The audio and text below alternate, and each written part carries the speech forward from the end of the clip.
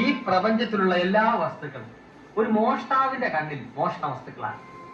അടിസ്ഥാനപരമായി എല്ലാ മോഷ്ടാക്കളും സൗന്ദര്യ ആരാധകരാണ്. കവർന്നെടുക്കാനുള്ള ആസക്തി നമ്മളിൽ ഉണ്ടാകുന്നത് അതുകൊണ്ടാണ്. ഒരു കണക്കിന് നമ്മളാണ് മക്കളെ യഥാർത്ഥ സോഷ്യലിസ്റ്റുകൾ. നമുക്ക് കൊട്ടാരമെന്നോ കുടിലെന്നോ വ്യത്യാസമില്ല. നമുക്ക് വേണ്ടത് കൊട്ടാരത്തിലും കിട്ടും, കുടിലിലും കിട്ടും.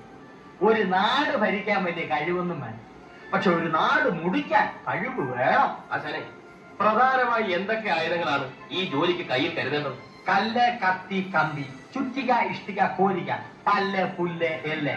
എന്തിന്? ഒരു കഷ്ണം നൂല്, ഒരു സൂചി പോലും നമുക്ക് ആയിട്ടില്ല. എന്ത്, എവിടെ, എപ്പോ, എങ്ങനെ പ്രയോഗിക്കണം എന്നുള്ളതാണ് പ്രശ്നം. ഇതെന്താണ്? ബ്ലേഡ്. ക്ഷൗരം നടത്തിയിട്ട് വേണോ ഈ പണിക്കിറങ്ങാൻ? താടി മുഖേന പിടികൊടുക്കാതിരിക്കാൻ മുഖക്ഷൗരം അത്യാവശ്യമാണ്. ഇത് വലിയൊരു ബ്ലേഡിന്റെ ചെറിയ ചെറിയ കഷ്ണങ്ങളാണ്. ഇതിലൊരു നിസ്സാര വസ്തുവായി കാണരുത്.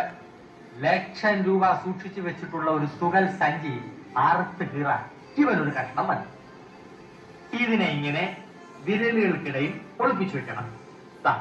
കണ്ട, ഒരേ ഒരു തലോടൽ, സംഗതി ക്ലീൻ. നിരന്തരമായ പരിശീലനം ഇതിനാവശ്യമാണ്. ഏകാഗ്രത കൈവെടിയരുത്. മോഷണം ഒരു കലയാണ്, ശാസ്ത്രമാണ്. ശക്തിയല്ല, ബുദ്ധിയാണ് ഈ ശാസ്ത്രത്തിന്റെ അടിസ്ഥാന ശില. മോഷ്ടിക്കപ്പെടേണ്ട ആളെ തിരഞ്ഞെടുക്കുന്നതിന് നമ്മൾ അവന്റെ മനസ്സറിഞ്ഞു. ആകാശം നോക്കി നടക്കുന്നത്, ഭൂമി നോക്കി നടക്കുന്നത്, പകൽക്കിരാവ് കാണുന്നത്, പെണ്ണുങ്ങളുടെ വായി നോക്കി നടക്കുന്നവർ, ഇങ്ങനെയുള്ളവരെ വേണം നമ്മൾ തിരഞ്ഞെടുക്കാൻ. അവർ കാശ് കൊണ്ട് നടക്കുന്നവരാണോ എന്ന് നമ്മൾ അറിയണം. അതെങ്ങനെ നമ്മൾ അറിയും? അത് നമ്മൾ ആളുകൾ വിളിച്ചു നിർത്തി നിങ്ങളുടെ കയ്യിൽ കാശുണ്ടോ എന്ന് ചോദിച്ചാൽ എവിടുന്നാണ് വരുന്നത്? കരുത ബുദ്ധിയിലാണ്. പ്ലീസ്. മോഷ്ടാക്കൾക്ക് ഡിസിപ്ലിൻ അത്യാവശ്യമാണ്. നമ്മുടെ ജന്മശത്രുക്കൾ പോലീസ്. അബദ്ധവശാൽ പോലീസിന്റെ പിടിയിലെങ്ങാൻ പെട്ടുപോയാൽ നമ്മൾ അതിവിനയ കുര്യന്മാരായി അഭിനയിക്കുക. മറിച്ച് ആക്രമികൾ മറ്റു വല്ലവരുമാണെങ്കിൽ ഈ ബ്ലേഡിന്റെ കഷ്ണങ്ങൾ വായിക്കകത്താക്കി വെച്ച് ആക്രമിയുടെ നേർക്ക് ശക്തിയെ തുപ്പുക. അവന്റെ മൂക്കും കണ്ണും ഒക്കെ കീറി അതോടെ അവൻ ഔട്ട്.